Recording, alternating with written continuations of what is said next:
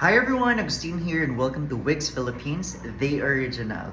So for this video, we are going to talk about hair density. Today, I'm wearing a 100% human hair wig that is non-lace. So non-lace meaning hindi kailangan ng scalp looking for this specific wig. So I'm spraying water para lang mas mag-define yung curls niya. Again, we're talking about hair density. So kung nakikita nyo ngayon dito sa aking wig, this one is made of 100% human hair in natural curls. Natural curls yan. Even after washing, kulot siya.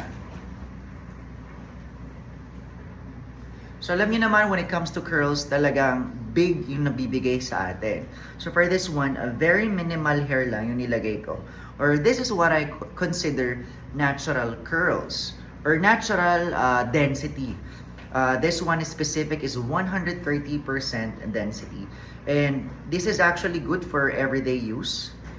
So yung closure natin dito is just human hair lang din. Wala tayong lace dito. So everything is human hair wefts all over. And this type of wig is way more cheaper compared to lace wigs na ginagawa natin. Alright, so again, this one is 130% density. Let's move on naman sa mas makapal na wigs. So nagmamatter talaga for me yung hair density kasi dito natin malalaman if ano yung mas natural looking sa atin. Of course, if mas makapal, mas fuller, and if ever naman na mas manipis, yung iba, mas natural for them. Pero kahit ano, depende talaga sa inyo. So tanggalin natin to and let's move on sa ating 180% density na human hair wig. So this one, non-lace din ito. So basain ko lang with water.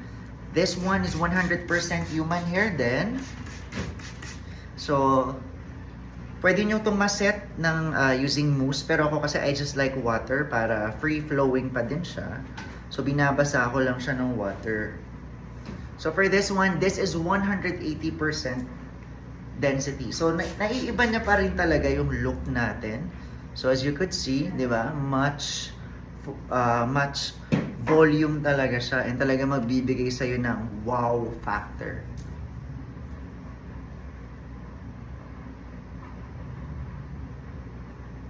So ibang-iba talaga yung nagagawa. Again, this is what hair density can do to your wigs or tinatawag nating kapal na wig.